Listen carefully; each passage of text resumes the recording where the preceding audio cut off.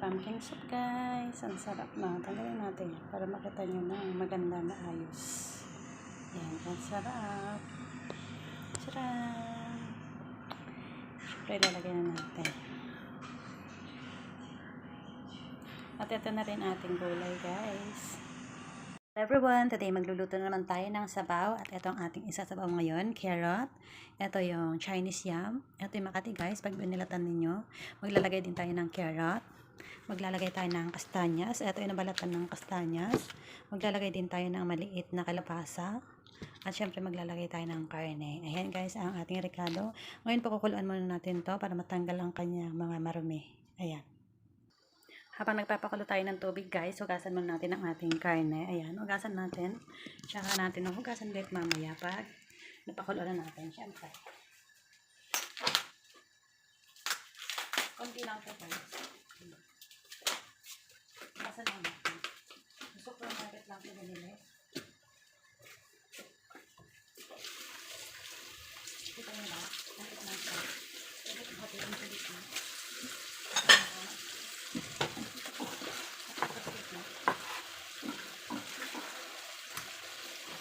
Kasi madali lang na gawin ng sarap ito guys. Kasi ano na madali ito. Hindi siya long soup. Ilagay na natin sa ating tubig na pinapakulaan. Lagay natin dito para mapakuloan siya. At balikan natin yan mamaya pag makulo na. Ngayon naman, ihiwain na natin ating mga rekado. Ayan, kita nyo.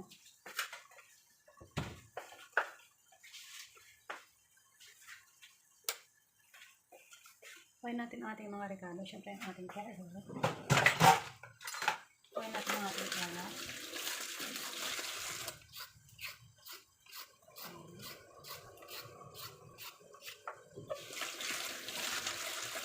Matamis na sabaw ko guys. Wala na ko ilalagay lang.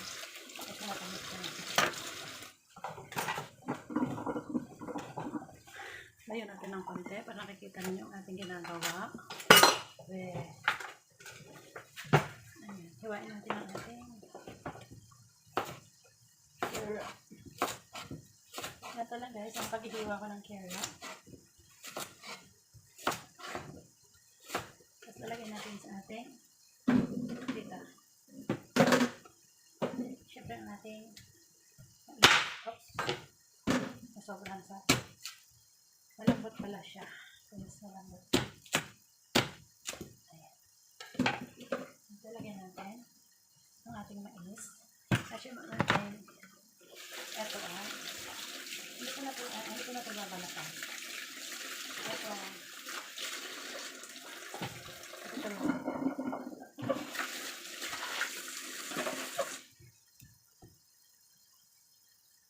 mati ko siya. Ang liit natin yung kalabasa. Hindi natin babalatan ito guys. Kasi madali lang maluto itong kalabasa. Ayan. Dahil kumukulo na yung ating karne guys, kunin mo natin ang ating karne. Ayan. Hugasan natin ang ating karne. Ito nyo ba yan? Ang daming nakalutang na mga dumi-dumi. Hugasan natin ang ating karne. Ayan.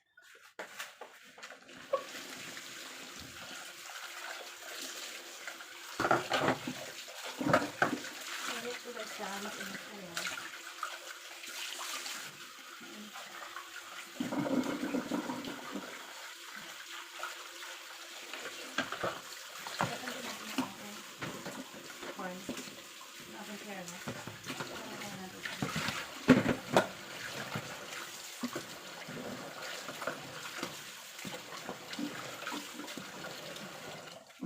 Siyempre, ilusin na natin ang ating ibang rekado.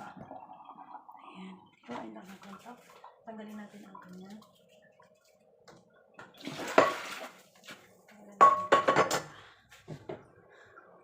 Ang cute na, ano na? Kalabasa.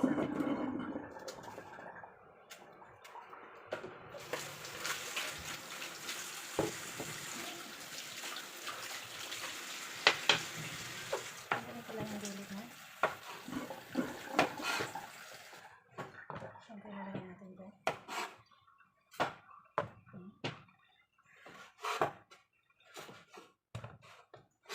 kailangan balatan ng kalabasa. Pwede nyo rin naman balatan guys kung gusto nyo. Madali kasi siyang pag pinanto mo to. Madali na siyang pangalan natin. Madali siyang perfect na natin. Balatan natin yung isa. Kung ano ba, okay ba balatan yung isa? Bakit hindi ba balatan? Pag binalatan.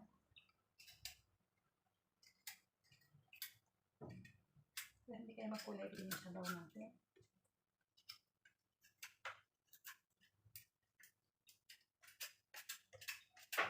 Kasi green na green siya kaya ang hirap siya balatan. Hirap siya balatan. Balatan na lang natin.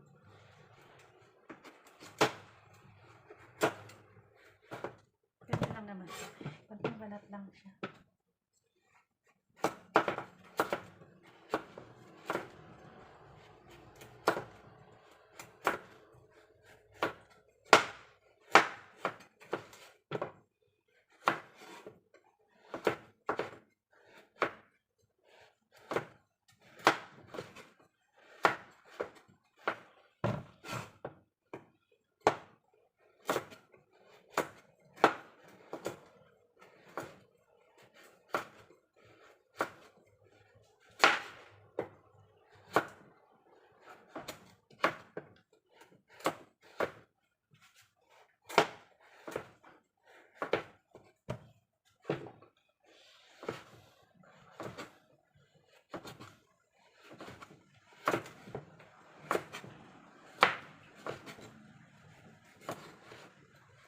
Ano ba kayo dyan?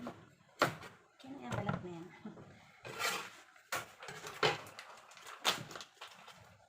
Na-vacuum seal ang kasanyas. Kaya hindi siya mag-vacuum. Ayan. Buksan din siya. Ayun.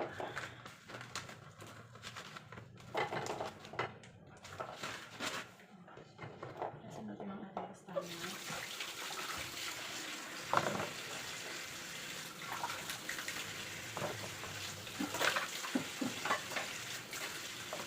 Select natin ang ating ito guys. Kailangan ko tawag. Kailangan natin dyan kailangan natin dyan mag-guantes o mag-gloves kasi makatiyan. Tangayin muna ito para hindi dagdag ko itong kasi wala ito.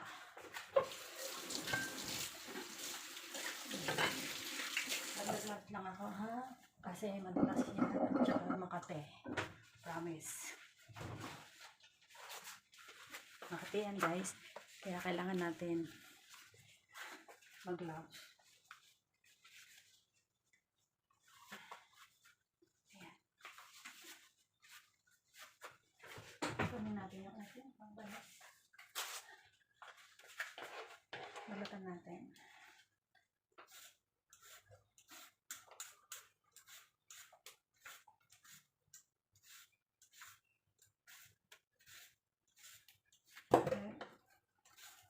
Makati ito ha. Kaya mag-ingat kayo pag ito ay binalatan ninyo. Dahil makati talaga sa kamay. Kama kami maluto ito guys. Magiging luto lang ito.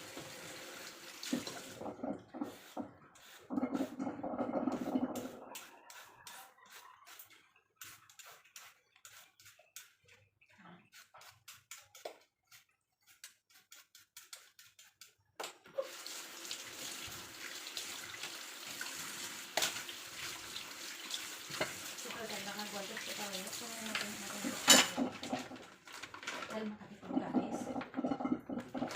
Supot na natin para hindi tayo makatihan habang nakalamas pa tayo.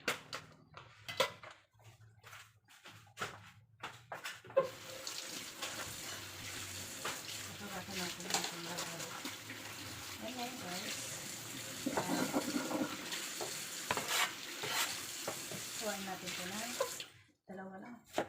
Para hindi siya kita nyo ba yan? Dalawa lang.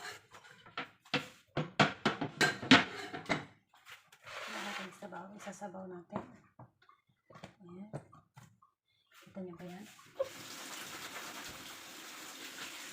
Ayan na natin dyan. Pati bakit Pakita ko muna sa inyo yung ating ilalagay na sabaw. At ito yung pansabaw na natin, guys. Diba? Ngayon, ilalagay na natin ang ating mga rekado dito sa ating pansasabaw.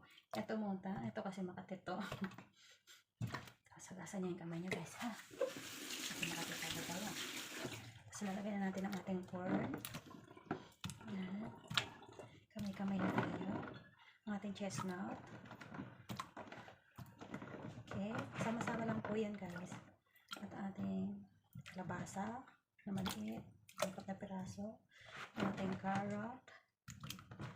Ayan. Siyempre ang ating karne. Lalagyan na natin dyan. At pakukuloan na natin. Ayan. Pakuloan natin ang ating sabaw. Ayan, pakuloan na natin siya, guys. I-on na natin ang ating apoy. Kailangan malakas mo yung apoy natin. Ayan, malakas yung apoy natin. Tanya ba yan? Lumaalwas yung apoy niya dito. Hanggang sa matuto yan, guys. Ayan lang ang ating lulutuin ngayon, guys. Ipapakita ko sa inyo next time kung anong itsura ng ating sabaw. Okay? So, natin, guys. Na pagpuso. Ito na. Wala na natira sa pumpkin natin. Ito na lang natira. Waisan. Yung pumpkin natin, guys, nadurog na. Wala na talagang natira. Walang natira, guys. Napunta na sa tubig. So, okay lang siya. Okay lang din naman. Basta yung ano natin. Andyan pa naman yung waisan natin. Huwag na natin durog-durogin. Yung pakagaan lang natin ito sa depth. Okay na siya. Nasobrang ko yata ng tubig. Ang sarap. Ang sarap siya, guys. Ito yung masarap na sabaw. Di ba? Ang ganda.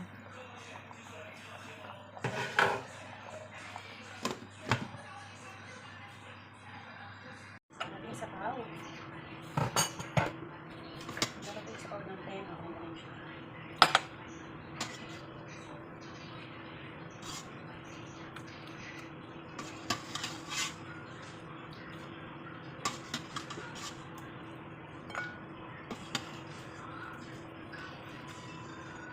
Sarap na.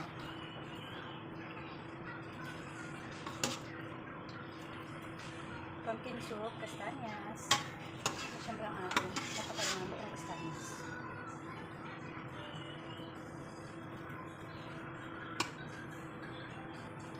Sarap na ito. Siyempre kukuha na ko ng ating sabaw. Ang ating karne.